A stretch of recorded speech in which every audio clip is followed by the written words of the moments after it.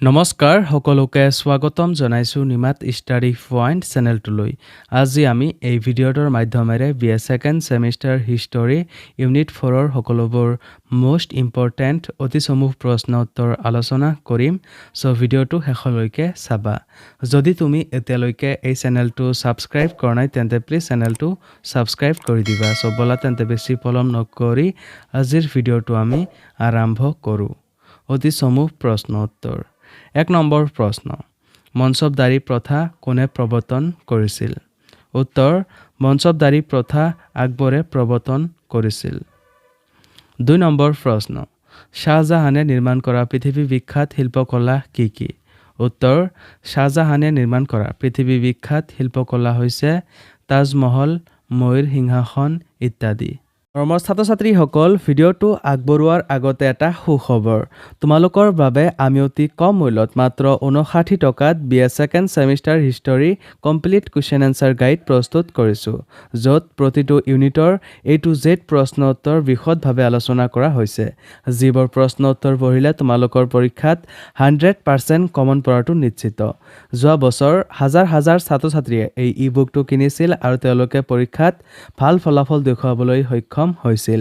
তোমালোকেও যদি মাত্ৰ 59 টকাত এই ই-বুকটো পাৰচেজ কৰিব বিচৰা তেন্তে এইটো ভিডিঅ'ৰ ডেছক্ৰিপশ্যন বা পিন কমেণ্টত দিয়া লিংকত ক্লিক কৰি ই-বুকটো ডাইৰেক্ট ডাউনলোড কৰি লৈ লোৱা অথবা স্ক্ৰীনত দিয়া হোৱাটছআপ নাম্বাৰত আমাৰ টীমৰ লগত কণ্টেক্ট কৰি নিশ্চিন্ত মনে ই-বুকটো পাৰচেজ কৰি লৈ লোৱা। ধন্যবাদ।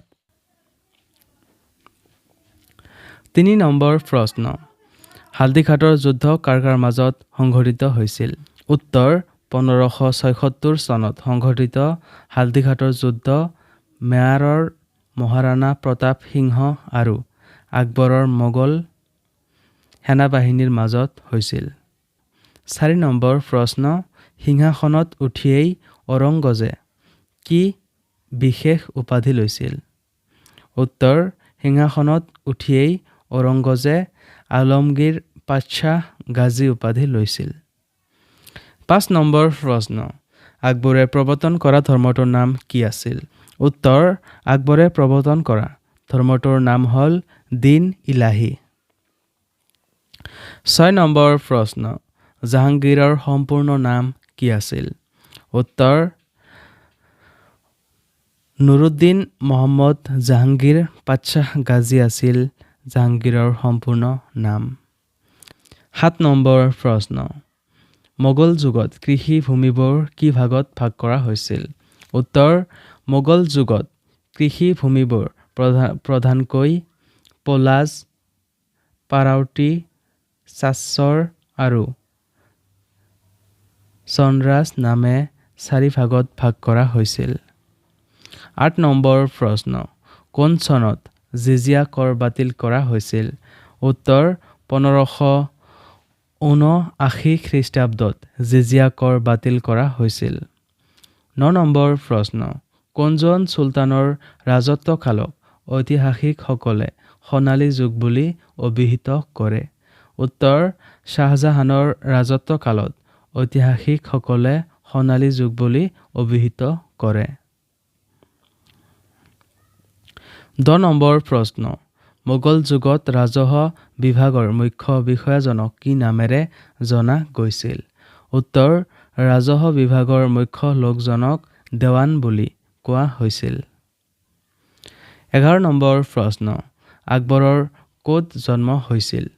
উত্তৰ, 1542 খ্ৰীষ্টাব্দত হিন্দু দেশৰ অমৰকোট নামৰ ঠাইত আকবৰৰ জন্ম হৈছিল। 12 নম্বৰ প্ৰশ্ন, ফাটেহপুৰ চিক্ৰীৰ দুৰ্গ কোনে নিৰ্মাণ কৰিছিল? উত্তৰ, ফাটেহপুৰ চিক্ৰীৰ দুৰ্গ আকবৰে নিৰ্মাণ কৰিছিল। 13 নম্বৰ প্ৰশ্ন, ঔৰংজেবে কিমান বছৰ ৰাজত্ব কৰিছিল? উত্তৰ, ঔৰংজেবে 50 বছৰ ৰাজত্ব কৰিছিল। 14 নম্বৰ প্ৰশ্ন, সম্ৰাট শ্বাহজাহানৰ 4 পুত্ৰ কোন কোন আছিল?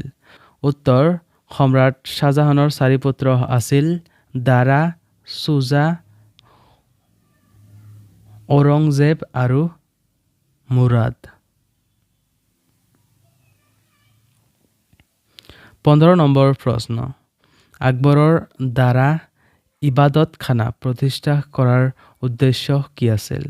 উত্তৰ বিভিন্ন ধৰ্মৰ প্ৰবক্তাসকলৰ দ্বাৰা প্ৰৱৰ্তিত ধৰ্মীয় মতসমূহৰ বিষয়ে আলোচনা কৰাৰ বাবে। মৰমৰ ছাত্ৰ-ছাত্ৰীসকল, আজিলৈ এইখিনিয়ে।